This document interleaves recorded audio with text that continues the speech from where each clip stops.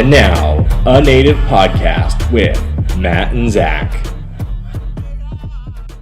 And welcome back to another Native Podcast. I am one of the co-hosts, Zach, and with me, as always, is Matt. And I always got to start it off this way, buddy. Matt, buddy, how is it going today? Doing pretty good, my man. Just winter's setting in, and it hit with a big punch in the face this year.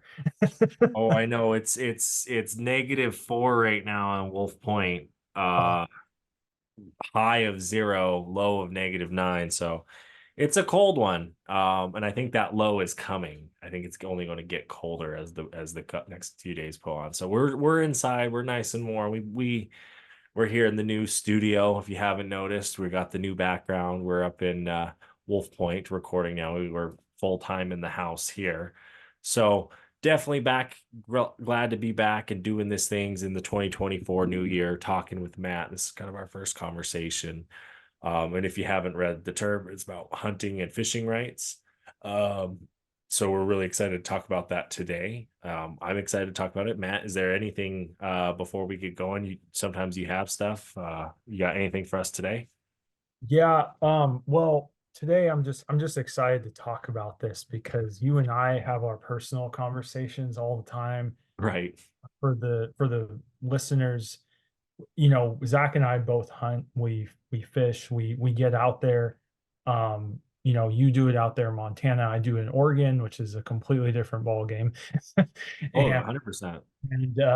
yeah, we have experience, and it's dear to our hearts, this topic. So Well, and exactly that, because it's not all what it's made out to be. I think there's a lot to it. People don't quite understand. So this is kind of why we do these podcasts, right? Is kind of these 101 episodes of like, here's some examples, here's some stories, here's some things that we found doing our initial research, and kind of from our understandings of these topics already to share with you guys to say, hey, let's point you in the right direction to learn more, because this is going to be one of those topics that it's going to vary very uniquely down to the like tribe, the state, the county, the whatever federal lands are involved. There's so many different factors. And that's why later today I'm going to give out some resources. There's a lot of like the University of Montana, University of New Mexico. They got some good stuff out there. And we're talking hundreds of pages of documents, because it is documenting this stuff, because it goes back to the beginning of time. And I'm going to open up the episode with this story. I found it because I'm working with Mark on the national park stuff on the Wandering Ways podcast. I'm like, I come across this stuff and I was like, this is going to be a good story. So I'm going to share that here in a little bit. But we have a good episode. I'm excited for it. I'm excited to be doing this in the 2024 new year. Hope you guys are too. Glad to have you. We really, if you could also just take the time right now while I'm talking, give us 5 stars, like us on YouTube, subscribe, all that fun stuff. It helps us out. If you could share it with your grandma, share it with your friends. It really just helps. And just give us the 5 stars when you can. It helps us, and we want to grow this thing. We want to get better funding, better producers, all that over time. Me and Matt, we're doing this just ourselves. I'm in Wolf Point in my bedroom, basically. Well, I'm in my office. You're up in, in your house there in Woodburn. Kaiser, Right. in my apartment, and yeah, so it's good to be here. Just a quick question here for you, Zach. Were you successful in hunting this year? I was actually. I have right here. Not even staged. This is just because it's in my office, because I'm redoing the garage, and that's where he's allowed to go. So that's actually the one I got this year. Nice little 3x3 horn, and that was on private land, with some checkerboarded state land. He was actually on state land, but to get to it, we had to go through private land. And I had to use a Montana hunting license as a Montana resident, as a tribal resident. I use my tribal ID whenever, because I like to access that right too when we go to fishing game, because it's showing like, hey, no, like you got to accept this ID. This is a federal form. This is my hunting. Like I hunt with this ID. This is what we do. And And I got Well, that. I got a nice 3x3. You've eaten some of the jerky. oh, Yeah. amazing. No, I didn't have as much luck. I struck out this year. I went for deer and elk, but that's how it goes. That's how it goes Well, from where you're at too. but exactly as we talk about those hunting and these stories, yes, like these are some of the conversations we have because there are people think, oh, natives can go hunting, or what we can and can't do is often, not the right answer. There's general ideas that people have, and sometimes, yeah, you might be kind of right, but not really. It's really you got to dive down. You got to look because different tribes even have different like hunting rules or what can happen on their tribal lands. Alaska, you have the subsistence living, so definitely some good things to come, and we're going to talk about all that today. And I'm excited to talk about it. Anything else? No, I think we're ready to rock and roll, man. You got some stuff to lead us off with, so we can get right into it. All right. So first is a story, and it comes from Fort Raleigh National Historical Site, North Carolina, right? And the reason that I thought this was very specific is because right here, fishing and hunting were very important activities for the Native Americans found living here by Sir Walter Raleigh's explorers and colonists in the 1580s. For Indians relied heavily on the meat of wild animals and fowl and fish for their food. And that was no different when you really look at the Europeans at that time, right? So the 1580s, and that's kind of why I selected this story to tell us, because if this is back, this is documented long time ago. We were civilized societies. Hunting and fishing was our way of rights. We're not necessarily farming. We didn't domesticate the animals. There was no need for that. They were plentiful, and they were in this harmony with us. So that's my interpretation of like when you think about this, right? When you think about that, like in the 18 or in the 1580s, what's going on with acknowledging the natives hunting and fishing, right? Lacking conventional tools or metal, they used materials available to them and employed a high degree of ingenuity in devising methods for catching and killing fishing game. The Europeans were impressed, especially with their fishing techniques, which proved much more effective in the shallow sounds surrounding Roanoke Island and those employed by Raleigh's colonists. For the most part, the Indians caught their fish in net-like obstructions called weirs. They are placed across streams or channels in the much same way as modern pound netters catch the seasonal runs of striped bass or shad. The weirs were made of reeds, woven or tied together, and anchored by the bottom of poles stuck into the sand. With the tops extending above the surface and waters, their weirs looked very much like fences and were arranged in varied pattern designs to catch the fish and impound them. One of the colonists, Thomas Harriot, described the Indians' weir fishing technique, setting op reeds or twigs in each water, which they so plant one with another, that they grow still narrower and narrower, thus preventing fish, once imprisoned, from swimming out again. Harriet added that yet another fishing technique, which is much more strange, with poles made sharp at one end by shooting them into the fish after the manner as Irishmen cast darts, either as they are rowing in their boats or else they are wading in the shallows for the purpose. Sometimes the spears or harpoons were fitted with sharp points made from the hollow's tail and certain fish like sea crab, wherewith by night or day they strick fishes and take them up into their boats. The Englishmen reported that Indians caught a wide variety of fish, including trout, porpoise, rays, old wives, probably menhaden, mullets, plays, they think that was flounder, and very many other sorts of excellent good fish, in which we have taken and eaten, whose names I know not, but in the country language, they also said that for 4 months of the year, February, March, April, and May, there are plenty of sturgeons, and also in the same months of herring, some of the ordinary biganies of art is in England. But for the most part, the fat greater of 18-20 inches and some up to 2 feet in length. So definitely talking about like the different runs and stuff. So acknowledging the seasons, acknowledging the fact that, we have these sophisticated net techniques and tools, right? 1580s acknowledged. Englishmen acknowledging that, you know, it's that history that, when you see this, like, we have been acknowledged as nations, but even in that definition by the National Park Service, we're still referred to as Indians, and we're still referred to almost as this lesser civilization, even though in reality, But during yeah, that history, it's we should have been equals. right. And it sounded like the colonists almost incorporated some of their methods because they worked. We're still using that fishing method today, that fish net Yeah. today. It's based off of the reeds, and it just the way nature works with one another. When you look at a lot of the things natives did, it's working in harmony with the nature, working with the tools you've got, like the bison and hunting the bison and what that provided out on the plains. Like, I joke it was the Walmart of the plains, but you got your house, you got your tools, you got your food, you got your clothes, you got, what else? Like, you're getting everything from the bison, your ceremonial stuff, your gift cards. No, I'm just kidding. What else do you get at the store?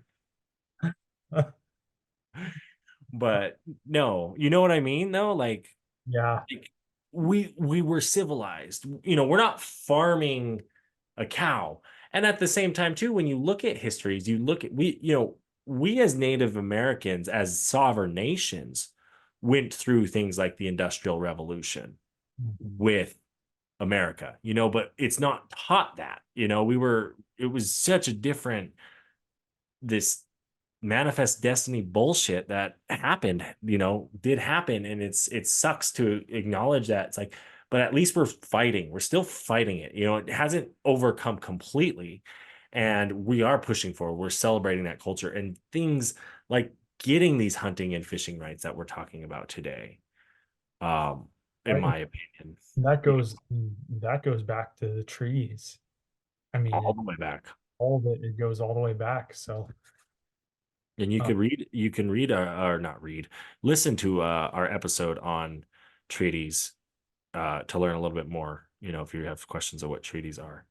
Did you know there's a new native apparel company? no, I did not. It's called Shop LS 574, named after the 574 federal tribes and the Little Shell descendancy of its founders. Wow, that's really cool, man. It is. It is becoming a spot to order native apparel by and for natives, working with native designers and teams to help best represent Indian country. That's awesome, dude. For sure. Now make sure to go pick up some Native podcast swag as well as other native gear while shopping at shopls574.com. Oh, yeah. And do not forget to use code ANP10 to save on your next order. That's ANP10. Hey Matt, did you know there's a tribally owned net company? No, I did not. Not only are they tribally owned, but Blue Ribbon Nets also creates totally sustainable products. With Blue Ribbon Nets, not only are you getting quality nets, but even eco-friendly ones as well. That's awesome, dude. It sure is indeed. Make sure to use code RUGAROO10 on your next Blue Ribbon Net order to save. Again, the code is RUGAROO10, RUGARU10. I am definitely getting a Blue Ribbon Net now. Tune in every Tuesday to hear your favorite native podcast. That's right. A Native Podcast has new episodes every week, ranging from boarding schools to Indian child welfare. Not only that, but we have Indian country covered from Maine to California and Florida to Alaska, Hopi to Blackfeet and Choctaw to Tlingit, and all those Crees in between. And all you other natives and non-natives out there, we want to remind you to tune in this Tuesday to A Native Podcast. Is your Res Runner in need of new lights? Well, look no further than our friends at Oxteo, an industry leader in LED lights. Make sure to use code RUGAROO on your next set of lights. That's RUGARU. NARF has a really good definition. And if you're not familiar with NARF is the Native American Rights Funds. And they have a hunting and fishing, and then in parentheses, treaty rights and subsistence category. Hunting and fishing remain vital to many tribes. Based in tribal sovereignty, governmental agreements, and also affirm tribal hunting and fishing rights. Today, demand for animals and fish often exceeds supply, putting tribal rights at risk. Frequently, That scarcity stems from ill-advised U.S. policies. So, besides legal aid, we provide technical assistance and negotiate intergovernmental agreements to restore and maintain habitats. So they help with a lot of that. They have some related cases. They have the Enbridge Line 5 pipeline at Bay Mills Indian Community, the Klamath Tribe's water rights, the Village of Cake hunting rights. It's an Alaska v. Federal Subsistence Board, the Bristol Bay Protections Pebble Mine, which is the Bristol Bay Economic Development Corp versus Haldick, Bering Sea Elders Group, Arctic National Wildlife Refuge, native of the Village Venti tribal government versus Bernhardt, the Crow Tribe off-reservation hunting rights, Herrera v. Wyoming, the Klamath water rights, Bailey v. United States, hunting and fishing rights, organized village of Saxamon IRA v. Towarak, hunting and fishing rights, Katie John v. Norton. And that's some of the bigger examples when you look at those cases that have happened. And there's some really good ones. The hunting and fishing rights, Katie John v. Norton. That's the 20-year legal battle over Alaska subsistence hunting and fishing rights. I'll give you the background of it. Katie John is a Athabascan Indian and the daughter of the last chief of Batsulnitas. She was born in 1950 near the present-day community of Slana and lived with her family in the native village of Batzulnetas, Batzulnetas. From the time of her birth until 1937, Batzulnetas, which means roasted salmon place. I'll just call it roasted salmon place every time I see it. Is a historic upper Atna village and fish camp and is located at the confluence of the Tanada Creek and Copper River within what is now Wrangell St. Elias National Park. Roasted Salmon Place is a revered spot among Upper Athna who have fiercely defend this site for generations. Oral history and early written accounts tell of a massacre of Russians by the Upper Athna at Roasted Salmon Place around 1794, provoked by the abduction of women and the Russians driving out the men in the winter without adequate clothing. In 1885, nearly 100 years later, Lieutenant Henry T. Allen arrived in Batzulnetas with Athna's help. He became the first non-native explorer to cross the pass from the Copper River to the Tana River in Alaska's interior. Roasted Salmon Place was occupied by the Upper Athna on a year-round basis until the mid-1940s, when the villages were relocated to Mentasata so that the children could attend schools. The residents of Mentasta are nearly all from or have their roots in Batzulnetas. A few of the Batzulnetas, God, I feel so bad that I'm butchering this name, people moved to Dot Lake, Northway, and other communities in the late 1930s or 40s, but continued to participate in the salmon fishery, though family, friends, or personally returning there to fish. Katie's father was Sanford Charlie, and her mother was named Sarah. The family moved, and other village members relied on the salmon. The family and other village members relied on the salmon much for their food. Salmon was dried, boiled, fried, and sometimes roasted. It provided sustenance throughout the year. Alaska became a state in 1959 and assumed management of fish and game in 1960. In 1964, the state closed down the subsistence fishery and nearly all other traditional fishing spots in the upper Copper River and its tributaries. Under the guise of conservation, although there was no documentation of any need to do so, closure to the subsistence fishing ended its regular use as a fish camp. Nevertheless, Katie John and other residents of the village and former residents returned regularly to visit grave sites and experience the spiritual, cultural satisfaction derived from being present where they grew up, where their ancestors made their home. Traditional fishing continued on a sporadic basis, albeit subject to harassment by state officials. Aboriginal fishing practices were protected under the federal law of Aboriginal title. Although those protections were ignored by the state, the Alaska Native Claims Settlement Act of 1971 ended any theoretical or formal protection of Aboriginal substance users. But in the 1980 subsistence title of the Alaska National Interest Lands Conservation Act was passed. That federal law was intended to protect customary subsistence uses by the Alaska Natives and other rural residents. So it really helped set forth, like accessing their tribal lands and their tribal rights to the fishing. I've heard stories of people in Alaska having issues with fishing. Right. Well, and then the salmon runs recently have not, they say, haven't been what they used to be. And Right. so there's that struggle too, if you're dependent on them for a significant amount of your food, you know. Well, Um, and it's do we need fish food in the Midwest in the US? You know what I mean? Is that like, do we need salmon, or really should we save that for the Northwest where that's is where it's from? You know what I mean? Like, let the fisheries be those numbers, let them be what they were. It's not intended to be mass produced. and in their area is really the Sacramento Delta north to Alaska is the salmon like Yeah, area of the northwest coast and up there, British Columbia as well, it's But not the same. yeah, And no, they have low numbers, and like there'll be years where they say, oh, it was a great year, we had a lot, there was so much. It's like, yeah, but it's nowhere near those historical numbers. And we need to like think about that when it comes to these. And it's like, it well, sucks too, because there are people who are like, well, I like fish, I like eating fish, I don't eat anything else. And I it's a weird world we live in. It it's really like, is. but about like, does the five-star restaurant in Chicago need to serve salmon?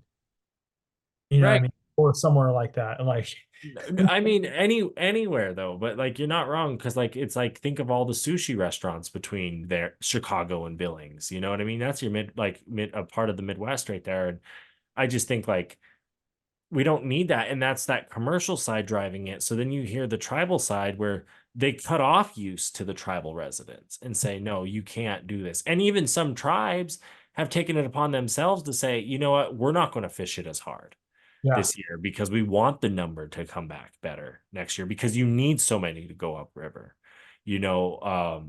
and you're not having that. And there's really good documentaries on Patagonia about fishing and subsistence. Like, you just Google Patagonia, they kind of have like free Oh, movies that's on. an amazing movie. That's a Yeah, real well done. Yeah. it's called Artificial, and Mhm. it's about like salmon like farms. Like, it's the DNA is ruined essentially by having these hatcheries. Right. So you're not getting that same wild salmon, and wild salmon, you can taste the difference. Like that, there's a huge thing. And there's something more to those journeys. When you talk about like the great journeys, you see the caribou, or you see like the wildebeest in Africa, you think about the salmon and their journey and what they do and how they go into the rivers, out to the ocean, all that.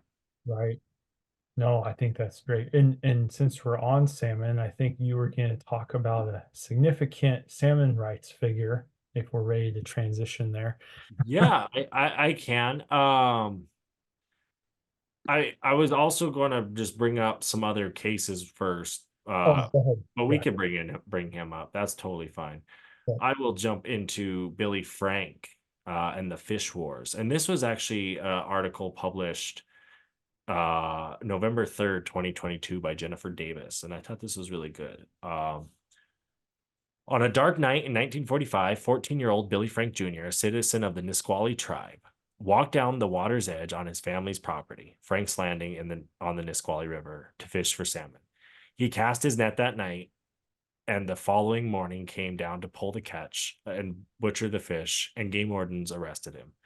In recounting the story, Frank said he told them, "Leave me alone. I fish here. I live here."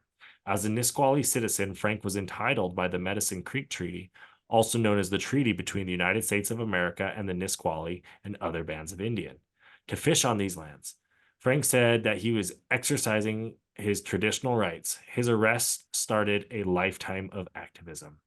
The 1854 Medicine Creek Treaty, made between the Nisqually and 8 other tribes and the United States, took away some of the Nisqually's traditional lands. However, the Nisqually, Puyallup, Stellacome, Squasquin, Sahamish, Stechas,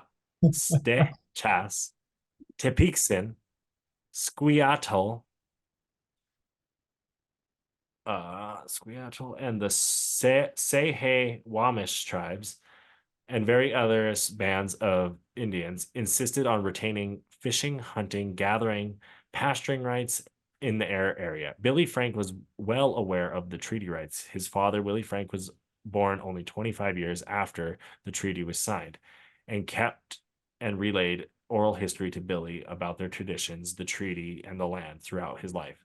Willie Frank Sr. frequently said, "When the tide is high, the table is set," and the right to fish was critical to the survival of the Nisqually, Puyallup, and other local tribes represented in the treaty.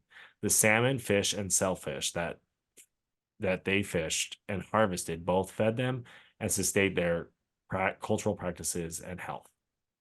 However, in the 20th century, the state of Washington was passing laws which affected the abilities and rights of indigenous people to fish. During the late 1940s and 1950s, the state grew the non-Indian salmon take, providing the annual commercial licenses for $15 with no daily limit on catch. The change led to a 7-time increasing the number to commercial fishermen. Hydroelectric projects on the upper Nisqually were built by the city of Tacoma and Centralia. The timber industry, the housing boom, and the use of pesticides in the growing agricultural industry all contributed to the decrease in the number of healthy fish. The 1960s, the non-Indian commercial Chinook salmon harvest decreased over by 50% compared to the 1940s fishing harvest. Meanwhile, local law enforcement beat, arrested, and fined Frank and other Nisqually and members of local tribes on multiple occasions for fishing on their treaty lands. Willie Frank Sr. went to court for fishing rights in the 1930s and successfully won an injunction from the state to keep the state from harassing indigenous fishers. The injunction lasted from 1937 to 1944, but ended a year before Billy Frank's first arrest as a 14-year-old. The number of arrests and associated violence, as well as injunctions filed by the state against Nisqually, Puyallup, Muckleshoot, and Quileute, and others, increased greatly in the 1960s and 70s. Game wardens and law enforcement would take the nets of the indigenous fishers and take the fish they caught in their nets as well. The state claimed these enforcements were for conservation, but Billy Frank and other indigenous fishers argued that they were taking less than 5% of the catch, a figure later confirmed by estimates, compared to catch taken by sport and commercial fishermen in the 1960s. Hank Adam, a citizen of the Fort Peck, Assiniboine, and Sioux tribes, and resident of Frank's Landing, worked with Billy Frank and his sister Maisel Bridges on the protests that Adams organized, including the demonstration of 2,000 protesters in Olympia. In 1964, Adams also arranged for Marlon Brando to protest in a fishing boat at Frank's Landing, and for Charles Curial to come out to Frank's Landing and cover the fishing and treaty rights protest for Curalt's CBS show. In October 1965, local indigenous peoples held a fish-in at Frank's Landing that lasted for 6 weeks. On September 9, 1970, police attacked a fishing camp on the Puyallup River and arrested 55 adults and 5 children, using tear gas and clubs to break up the fishing camp.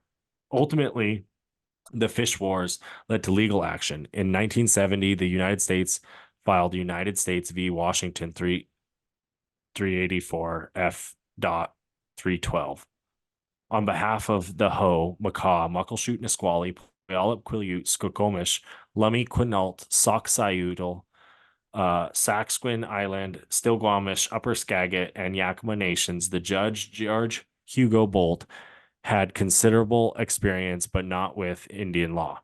Billy Frank and some of his co-protesters and several elders testified, including Billy's dad, a 95-year-old Willie Frank Sr., On February 12th, 1974, Judge Bolt found that the indigenous fishers were entitled to 50% of the harvestable catch, with 50% for non-native fishers, and that indigenous people could fish at their usual and accustomed places. However, the Bolt decision was difficult to enforce.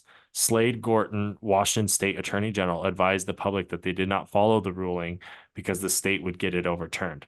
The case continued to be challenged in court. Of Judge Bolt's decision, Billy Frank said, "The judge listened to all of us. He let us tell our stories right there in that federal court. He made a decision, interpreted the treaty, and gave us a tool to help save the salmon." Frank's actions saved the salmon too. He was arrested more than 50 times in the course of his activism. He said, "We're going to survive. We're going to be healthy." And his willingness to put himself on the line to protest and continue to argue on behalf of the treaty rights and the salmon was a work of his lifetime. In 2015, the Nisqually Wildlife Refuge was renamed the Billy Frank Jr. Nisqually National Wildlife Refuge in honor of his services and activism.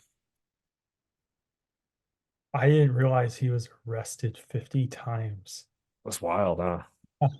And another little tidbit here I found is also in 2015, he was awarded the Presidential Medal of Freedom, the nation's highest civilian honor. And it's wild. Did what like we need we need the state of Washington to step up Right. and honor those rights a little bit better. You know what I mean? Like they need to be better. Yep. And they and their activism during that time, it really was it set it up for the Puget Sound tribes, the Columbia Upper Columbia River tribes, even crossing over in the Great Lakes area with anywhere where native people fish. It No, like, exactly. you know, It's huge. I mean, it's good, and you need that. And it's just, but it's like there should also be that common sense to it too. That's like, oh well, like it's weird that it's like you have the like stereotype that like you get the like, oh, you're native, like you get to go to school for free, and it's like, nah, that's not how it works. that's not how it works. Like stuff like that where it's like it should be that simple where it's like, oh, you're native, you can fish and hunt wherever. Like Right. it should be the law. Like, you know what I mean? Like those are those treaties, those are those things. Yeah.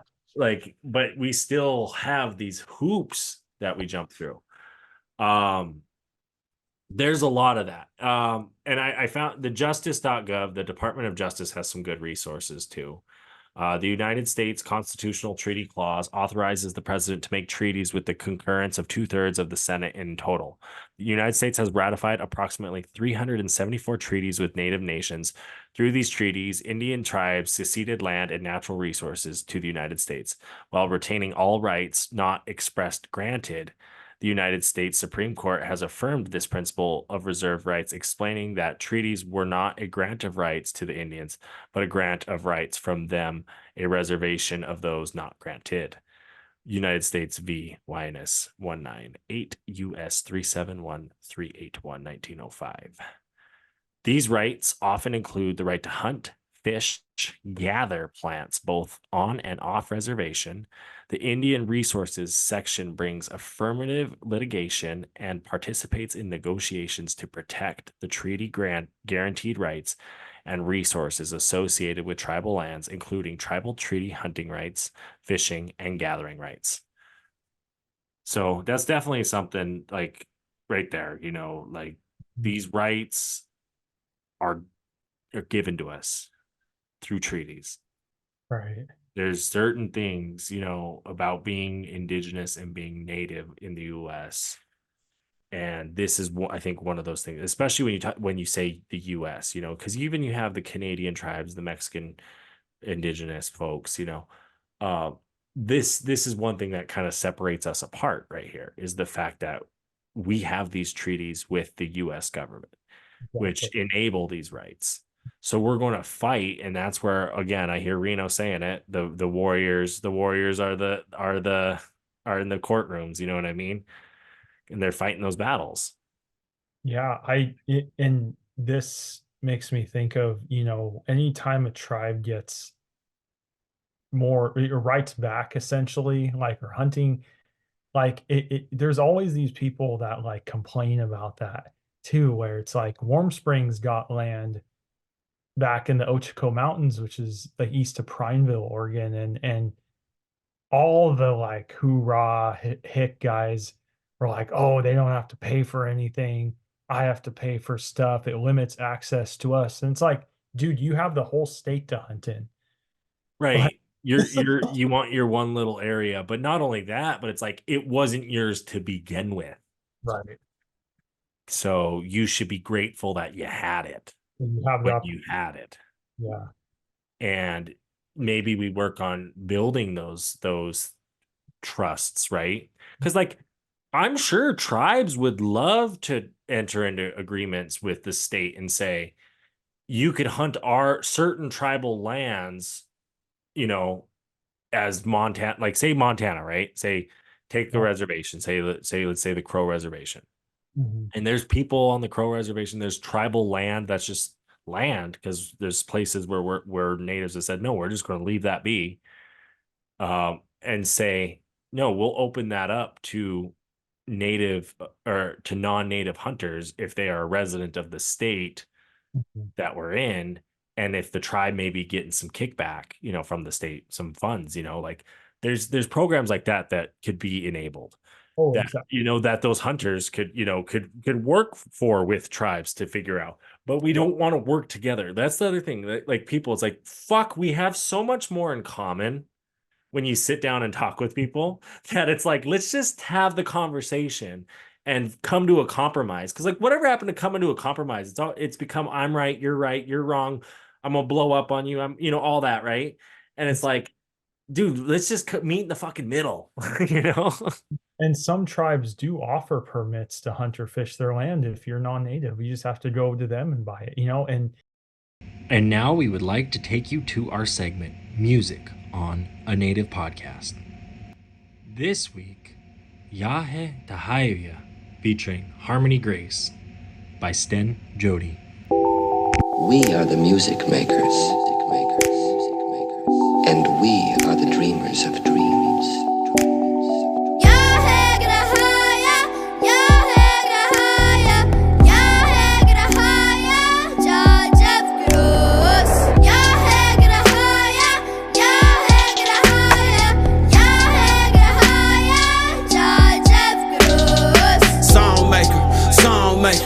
Songmakers, what they call me. Songmakers, what they call me. I'm a songmaker, storyteller, dream catcher like an eagle feather. Got strong medicine, big blessings, had hard struggles and the big lessons.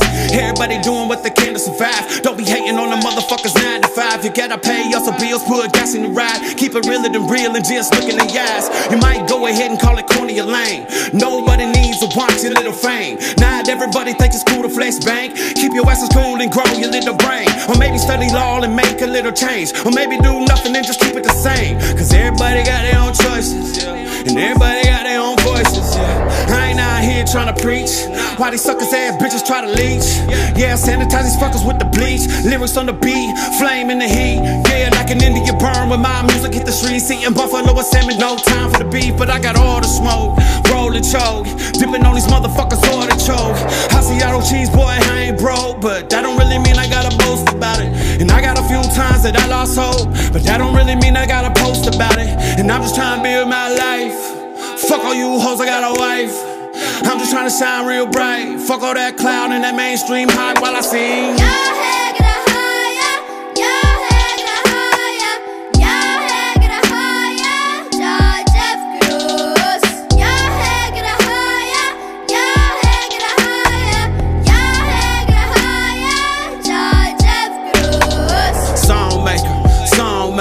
Songmakers, what they call me. Songmakers, what they call me.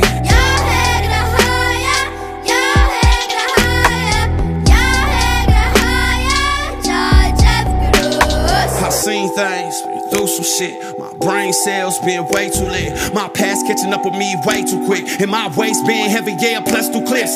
I'm just trying to walk my journey, not be judged by all of these battles. All of my regrets and all of my troubles, all of my stress and all of my problems. Yeah, I'm just trying to live a better life than the old me. Used to be a youngster, now I'm an OG. Reaching for the top, but the top is kinda lonely. Success is a blessing, but the blessing's not a trophy. Social media got y'all trippy, giving up your soul for some fucking attention, hoping for replies, DMs and the mentions. And I'm just trying to ride out, keeping my distance, holding it together, I'm just keeping it low key. Without my ancestors there would be no me. Madoma funga, Madoma funga. Shit out here a little different. How these wolves out here live vicious. Motherfuckers out here try to catch a slipping, cause anybody out here can get it. So don't fuck around and find out when them don't give a fuck boys slide out. Like who really there when you're down and out? Like who really cares when you're not around? Said locked up or boxed up, that's prison time, or dead gone, that's cellmates or dirt hugs. That's hard life in these sad songs singing.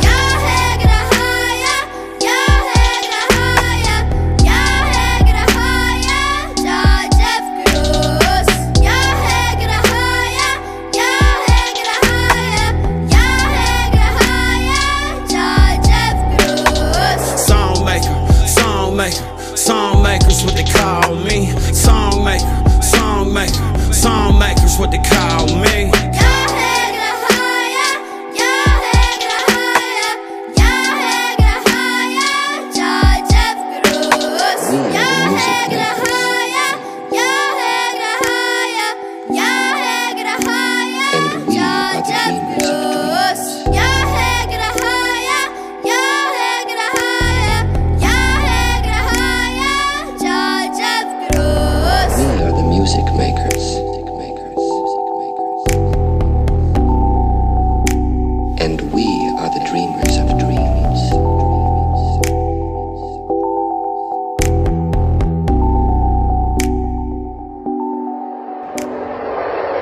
And that was Yahe Tahaya featuring Harmony Grace by Sten Jody on A Native Podcast.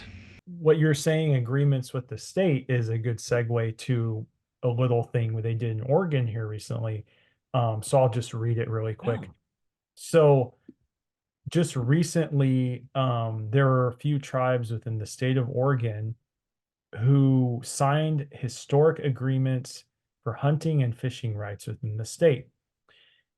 As of now, 4 tribes now operate under such agreements: the Confederated Tribes of Siletz Indians, the Confederated Tribes of Coos or Umpqua Sayusla Indians, the Cow Creek Band of Umpqua Indians, and the Coquille Indian tribe.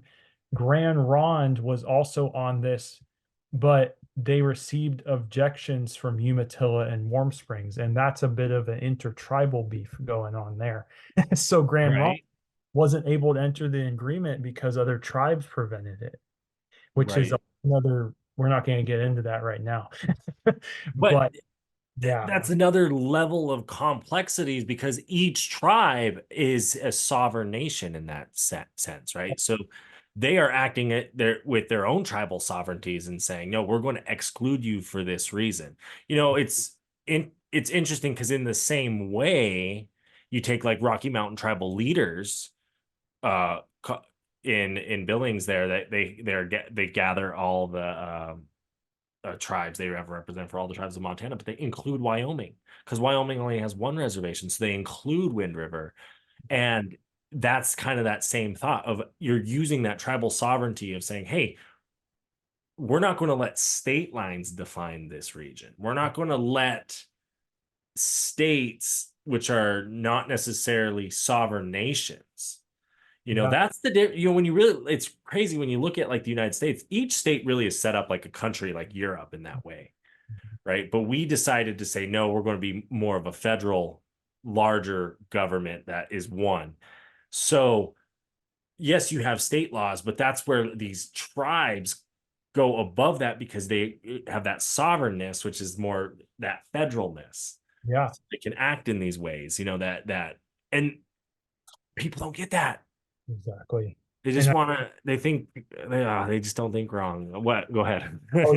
I think this Oregon agreement I thought was a good model with the 4 that they made the agreement with, because it's telling them the tribes are now responsible like tribal members can go through their own tribe to get their hunting fishing licenses, and they can hunt public lands within their treaty, like forest land or non-private land within their treaty lands, you know? Well, and depending on your tribe, depending on your state and how that works, I am sure as hell as a Montana, because we have two cards again.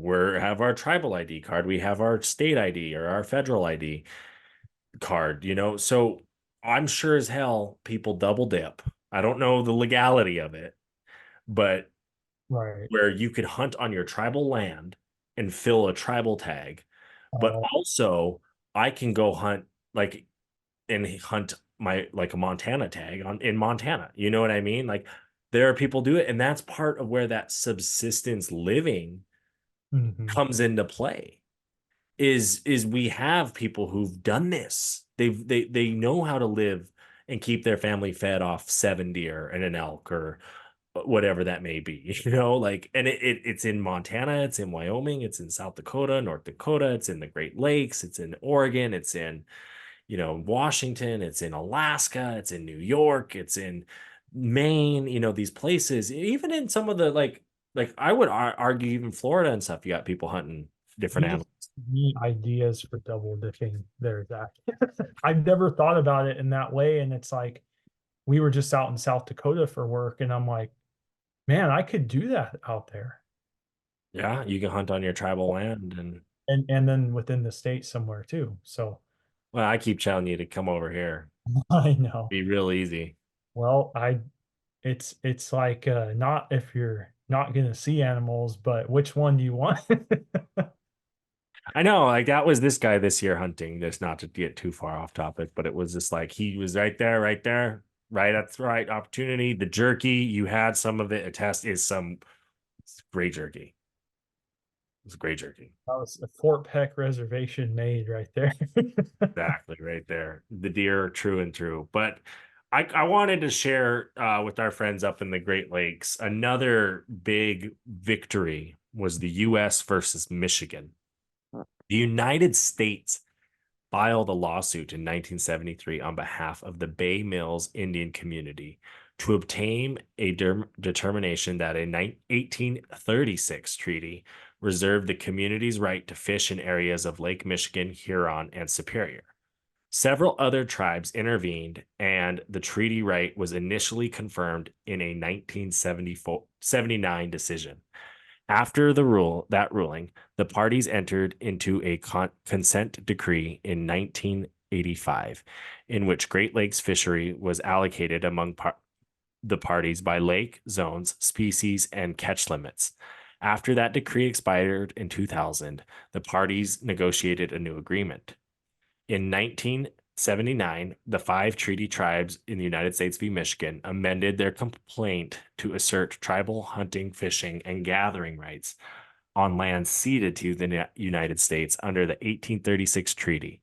In 2004, the Indian Resources section filed a supplemental complaint alleging that the treaty continued to reserve a right to hunt and fish on inland lands and waters within the ceded area that were not required for settlement with the meaning of the treaty. This phase of litigation was resolved by a settlement entered into in 2007. So they settled. Yeah. So and they're still pushing pipelines up in that same area to this day, you know. No, and here's another one too, kind of in the same area. That was big. It was Minnesota v. the Mille Lacs Band. Oh, The Indian Resource section frequently involved in litigation protecting tribal off-reservation treaty rights to hunt, fish, and gather. In Minnesota v. Mille Lacs Band of Chippewa Indians, for example, the Supreme Court that held the Mille Lacs Band of Chippewa retained treaty rights on land ceded to the United States in 1837 under the authority of the Treaty of St. Peter's in 1837. The Chippewa ceded a vast tract of land stretching from what is now north central Wisconsin to east central Minnesota. Article 5 of the treaty stated that the privilege of hunting, fishing, gathering the wild rice upon the lands and rivers and lakes included the territory ceded is guaranteed to the Indians during the pleasure of the President of the United States.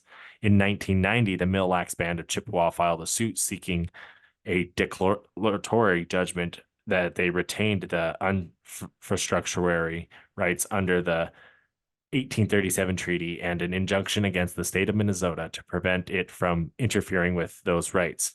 The United States intervened as a plaintiff in the suit. In a 5-4 decision, the Supreme Court ruled in favor of the tribe, and the court disposed of the government's argument that an 1850 executive order, which contained a removal order, terminated the usufructuary rights under the 1837 treaty because the parties pointed to no source of the authority for the president's order, and the president's power, if any, to issue the order must stem from an act of Congress or from the Constitution itself. The court next addressed whether a subsequent treaty in 1855 abrogated the infrastructury rights. It noted in the entire 1855 treaty is devoid of any language expressing, mentioning, much less abrogating the infrastructury rights, despite the fact that similar treaties negotiated with other tribes during the same period expressly revoked usufructuary rights reserved in earlier treaties. The court also stressed that the 1854 treaty, to which the Mille Lacs Bands was not a signatory, secured new infrastructury rights to the signatory. Bans on the newly ceded treaty, the court concluded that the 1855 treaty did not abrogate the infrastructury rights granted under the 1837 treaty. Finally, the court rejected the state's argument that the Chippewas' infrastructury rights under the 1837 treaty were extinguished when Minnesota was admitted to the Union in 1858. The court's affirmation of the Chippewas' treaty rights was an important decision not just for the Chippewa, but for all tribes asserting their infrastructury treaty rights. The decision affirmed that such treaty rights are retained unless a treaty or statute or executive order clearly expresses an intent to abrogate those rights. Some big words in there. Yeah, no, that's interesting. I mean, that's what they say, those law degrees, man. Those you gotta know, like that's where it's at, because these Indian law, you're dealing right there. We're dealing with Wisconsin, Minnesota, the federal government, the treaty, and they're dealing with multiple treaties in that case because they're trying to figure out what are these rights. Right, multiple treaties, multiple states that in a tribal. It's like I can get messy real quick. Real quick. Real quick. And really what it comes out where really a lot of the issues come down to is hunting off a reservation. Because the reservations have their own rights too, like here I'll pull up, for example, the Fort Peck tribes, right? So they literally have 8 rules. General rules of hunting regulations. All non-Fort Peck tribal members hunting within the boundaries of the reservation must possess a valid conservation license and appropriate stamp. No person shall pursue, shoot, kill, or take to attempt any wildlife between 1.5 hours after sunset on one day and 1.5 hours before sunrise of the next. Trespass, you may not hunt or fish on private, fee, deeded, or allotted land within the boundaries of the reservation without permission from the landowner. No shooting within 500 yards of any occupied building without the consent of the person occupying such building. Leave gates closed for livestock purposes. Littering, pack in, pack out. Do not litter the area you're hunting or fishing. Every person while hunting or accompanying someone hunting shall wear an outer garment that contains wear an outer garment containing a quantity of daylight fluorescent orange sufficient to be easily detectable by other hunters. So that's not even like regulated. No hunting of varmints or fur-bearing animals. All sportsmen are required to stop, directed by the tribal conservation officer of the Fort Peck tribes on their way back from hunting areas, even if they possess no birds when checked. Sounds like bird hunting is pretty big up here too. Right. So people want to come hunt the birds. No shooting of hawks, eagles, or owls, though. You're not required to purchase a Montana license in order to hunt the Fort Peck reservation. So if you wanted to come hunt birds up here, road hunting is prohibited. So they have certain rules, but Interesting. Yeah, and then they have, so that's just kind of the generic rules and whatnot, but they have special hunts. You could come like antelope. There's some that are like they have 25 antelope permits starting at $500 each. Mhm. Buffalo, they have a ranch, so you can come shoot a buffalo for like $5,000, it looks like. Oh, wow. They say trophy bulls for mounting, good for burger and mounting. $5,000 minimum price available through online auction. So either the online auction.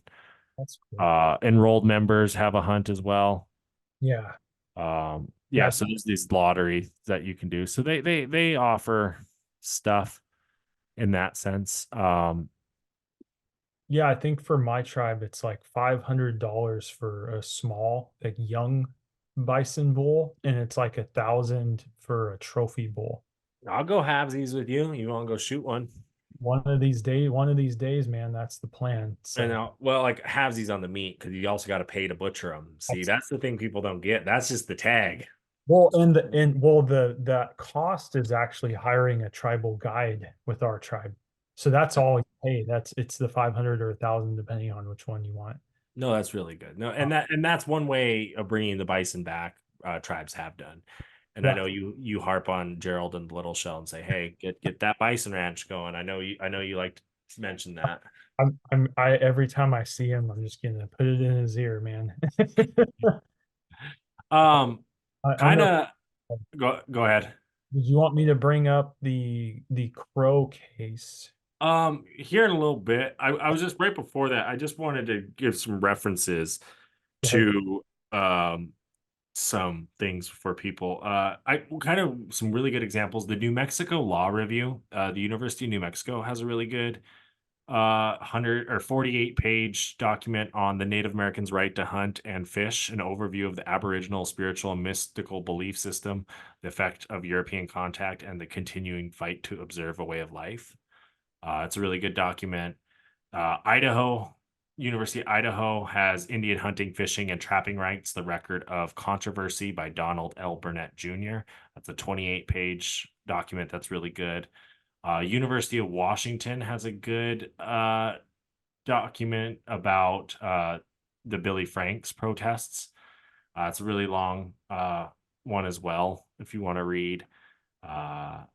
The Montana law books has the Indian Treaty of 1855 is a really big treaty in Montana, whereas by the Treaty of 1855 between the United States of America and the Confederate tribes of the Flathead, Kootenai, and Upper Pend Oreille tribes have a certain right to fish and hunt, whereas it appears to the common advantage of the state and Indian tribes to cooperate in manners involving hunting and fishing. Therefore, the department may negotiate and conclude an agreement with the councils of Confederate Salish, and Kootenai tribes of the Flathead Indian Reservation for the purpose of, and it gives those purposes.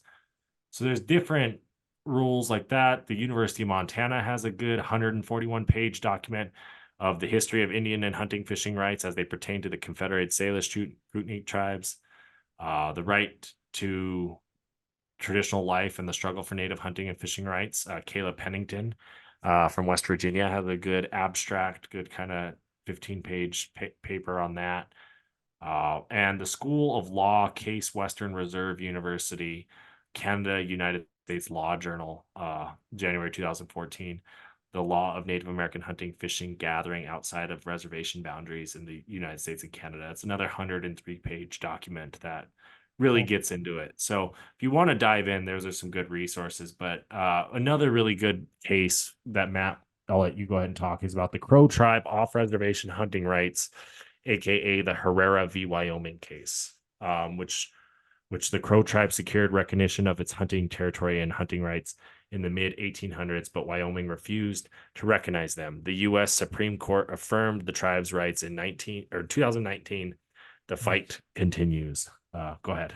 Yeah, no, thanks for that. And I think basically with this case, this was a really big one years back. So in 2014, Croesus and Clavin Herrera and other tribal members went hunting on the Crow Reservation. They followed a herd of elk from the reservation into the Bighorn National Forest, where they shot and killed 3 elk. then took the meat back home to help provide food for the winter. Subsequently, the state of Wyoming cited Herrera for illegally taking an elk in the Bighorn National Forest in Wyoming.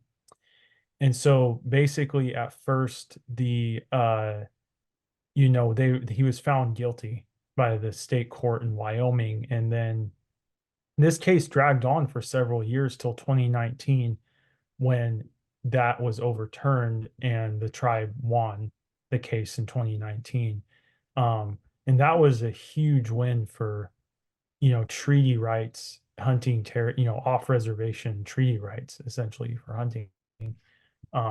Set a big precedent for other tribes, other treaty territory.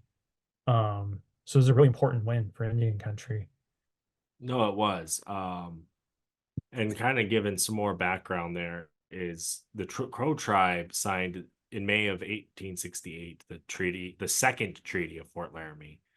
In the treaty, the tribe ceded a large piece of its reservation lands to the United States. However, tribal leaders reserved the right to hunt on those lands, even though they are no longer part of the reservation. The treaty clearly states that the tribe could continue to hunt on ceded lands as they always had done, so as long as the lands remained unoccupied by settlement and the tribe maintained peace with the United States. For the tribe and its citizen, this stipulation was essential because for many Crow people, hunting was and still is today not only a way of life, but an essential means of survival. The conditions of the treaty are still in force today. Today, more than 9,000 of the Crow's tribe's 14,000 enrolled citizens live on the reservation. Hunting for food and survival is still a vital and necessary part of the cultured way of life. And just like you're saying, the Bighorn Mountains, not only that, the Crow tribe is based in Montana, but the Bighorn Mountains are both in Montana and Wyoming. So they were kind of hunting the line. I think I'm not 100% sure if they were purposely knowing that like Wyoming was going to cite them, or how it all came to be and why. Or if they were stalking this herd and it took them into Wyoming. I forget exactly what Yeah, it it did. because the Wyoming, they jumped at them. I mean, they like the Wyoming officers really and that's Montana, Wyoming. You get the elk guys, man. There's a lot of elk people. Yeah, and this 2014, I'm thinking like that's pre on X app days. Right. Well, yeah, exactly. Yeah. And even if OnX doesn't work though, and Like, there's no cell service down there in the Bighorns. I've been there. but that's also a classic like hunting case of like you're chasing animals and then you might not know where a border is. Right. And that's the other thing too. I want to say that might have been part of it, but I'm really Yeah. interested in how it doesn't say, because that was one thing I still haven't learned about this one, is how Wyoming, the people from Wyoming, How did they know? yeah, how'd they know? So where did that come from? I'm just I, curious is all. now But that I I'm glad that this happened though, because it did help affirm stuff. Because in 2019, like you said, Well, I think actually thinking back to this case, I think how they found out was it was a Facebook post. Like one of the guys did the oh elk and like brought these home today. They were, had the elk at their house and like skinned or whatever. And it's like, the time of year, people start asking questions and yeah, no, stuff maybe like I don't. That's one part of this case I don't know, and I would like to know. But yeah, that's what I think happened if I remember correctly. But yeah. right. So, despite a 1868 treaty providing a Crow tribe retained the right of hunt to hunt off reservation on certain lands ceded by the Crow tribe pursuant to the treaty, the state of Wyoming cited Crow tribal citizen Clavin Herrera for hunting elk in the Bighorn National Forest. The Wyoming court sided with the state and convicted Herrera of violating state games laws in 2015. But a 5-4 decision issued in the U.S. Supreme Court remanded that the case back to the state court and affirmed that the tribe's treaty-based hunting rights remain in effect. Narf represented the Crow tribe as the Amos Curiae in the case before the state Supreme Court. And then in 2021, I don't need to read the quotes. In 2021, Wyoming court affirms Crow tribe hunting rights.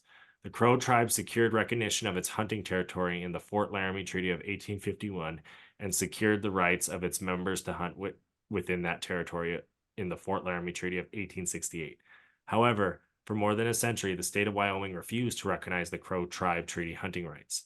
The question finally reached the U.S. Supreme Court, in which held in 2019 in Herrera v. Wyoming that the Crow tribe's off-reservation treaty rights remain intact. Nevertheless, in 2.5 years since the Supreme Court's decision, the state has argued that the earlier decisions from lower courts meant that the Crow tribe members could not assert their rights. In effort, the state tried to nullify the Supreme Court's decision. On December 3rd, 2021, the Wyoming District Court and 4th Judicial District held that the Crow Treaty hunters may assert their treaty rights as a defense to their prosecution. The decision from Judge John G. Fenn rightly held that the Supreme Court's decision changed the legal landscape, that the Wyoming could no longer prevent the Crow tribe hunters from asserting their treaty rights basically solely on an older lower court's decision. Judge Fenn's decision also held that an earlier court case in which Wyoming argued that it needed to enforce hunting laws against the Crow tribe treaty hunters for conservation purposes no longer applies because the passage of time and changes in those laws. If Wyoming wants to continue to prosecute the Crow tribe hunters in the Bighorn National Forest, it will need to prove that either he was hunting in a part of the forest that was occupied for purposes of relevant treaties, or that enforcement of Wyoming law is still required for conservation purposes, or both. This obviously is a big win for the Crow tribe and continued the vitality of treaty hunting, said NARF staff attorney Dan Lawrence, who represents the Crow tribe and is amicus curiae in this case. We sincerely hope that this is the end of the story and that the state of Wyoming will not appeal, but instead will give the Crow tribe its treaties and the respect they deserve. In June 2021, and sentence vacated.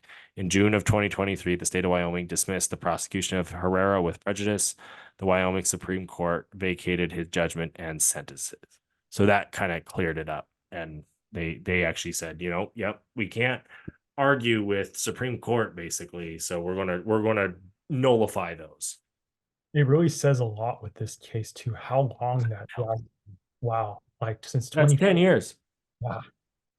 And really, I like that's something I hope to never have that conversation with a game warden, because I try and do everything. Yes, if I'm going to hunt state land, I want to have my state tags, all that, right?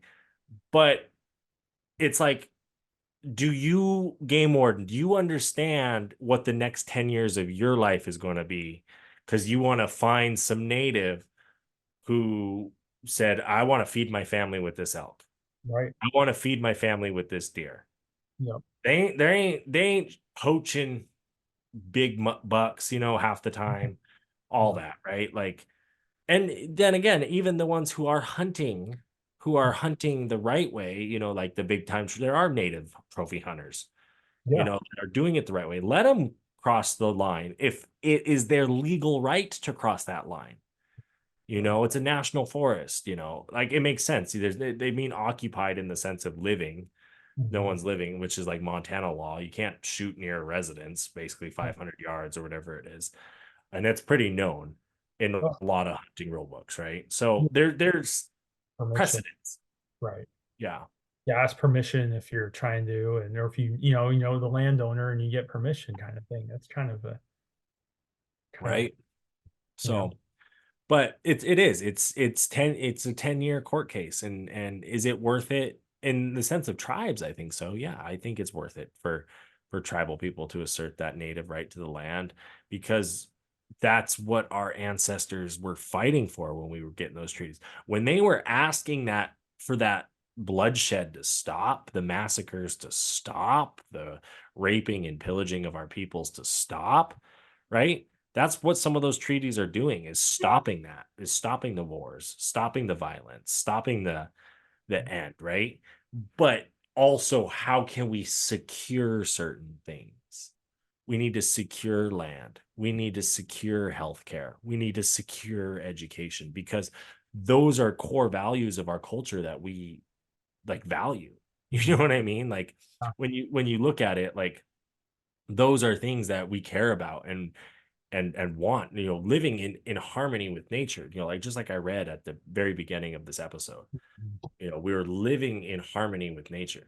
We had a society, we had a governing society, a larger nation. We had different nations within this nation that was already operating before European contact, before European decided we're going to go take over the land, and then we're going to try and confuse these people in their history books about the real histories. But no, the real history is that they wanted this land, they stole this land, they thought they could take one over on us, but we were civilized societies. We were educated societies. We had calendars, we had ceremonies, you know, we had these same beliefs, you know, we weren't too much different. You know, No. sure, they may have had guns and mechanical things and metal, but we didn't need that. Our nations didn't need that. They were fine with the obsidian and the rock and the stone and the different things that we still use today, right? Think of the things we still use today. It's wild. And I always like the seasonal round of tribes, they call it, is like you're gonna hunt or fish or gather depending on the time of year. There's a different thing you're focused on in the we're in the middle of winter, and it's like you might not be doing too much of anything during this time, We're you storytelling in the know, winter. We're doing our art and crafts, or we're sewing our parkas for you know, all the Alaskan, what, you know, that art, the you're making your clothes, you're making your livelihood. You have all that time. It's dark out, you know. right? It's cold out. You're staying warm. Exactly what you're saying. Like Picking up Matt and Zach podcast. picking it back up. No, we're back. And that's really kind of it for today's episode on tribal hunting fishing rights. I know it was a lot. This is one of those subjects. That's why we saved it kind of towards the end of these like key topics. These first 10 so episodes are about these key topics in Indian country that we want to talk about and really focus in on, you know, and kind of give you guys the definitions, the explanations, the legal jargon that really goes with it, and kind of give you that first step if you want to take that path and learn about, you know, tribal treaties or housing, or take that step, you know, because we intend to have guests on that can talk about this kind of stuff and that would love to talk about it. Definitely email us at gng@gng.net. Matt will respond and say, hey, what's up, guys? This is Matt.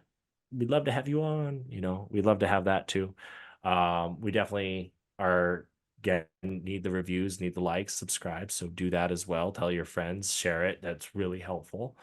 We're going to get into, I think, next episode after this one, we're going to do tribal nations. I think it's going to be the Hopi we chose. We're going to do an episode all about the Hopi, kind of learn some stuff that we don't know about them and share it with you, as well as some basic stuff that we might already know.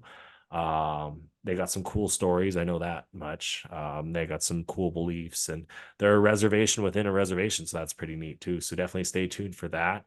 And I think we'll have an interview too coming up soon. So definitely the podcast is changing. You know, I kind of call this the beginning of season 2. Our season 1 is over. We went through our kind of educational series, and season 2 is upon us. We're going to talk about some cool stuff. Anything else, Matt, before we get going? Yeah, you know, I think too, we're talking about hunting fishing rights. It's, you know, if there's tribal people listening to this, there's non-tribal people, and it's just another opportunity to be in the outdoors, if anything. You know, it's another and if you're a tribal person, you know, assert your hunting rights, you know, your fishing rights, like, you know, there's, you know, look at Billy Frank Jr. I mean, he got arrested 50 times. So sometimes things don't change until you do something about it. So Right. And it's doing the right thing. You know, those are peaceful protests. He wasn't getting too aggressive, you know, like, yes, he's fighting back, but he's fighting back in his own way. Right.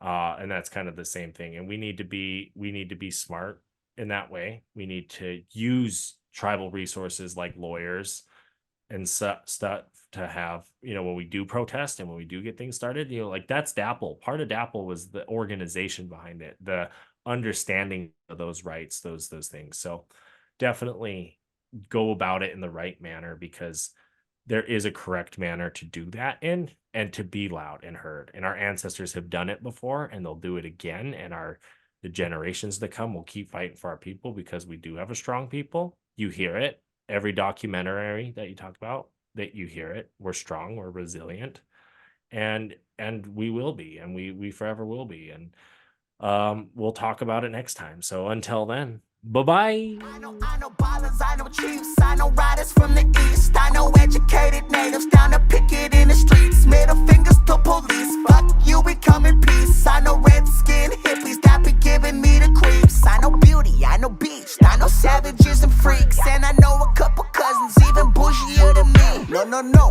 ain't elite, bougie native, yes indeed. Art exhibit to the club, and we roll it 20 deep. Copper on my neck, gold on my ring, feather on my hat, skin stitched chin, 100 warriors on my back, daily drumming when I sing, man there ain't no way around it. A Native Podcast is produced by G&G Advertising and Quartz Lake Productions.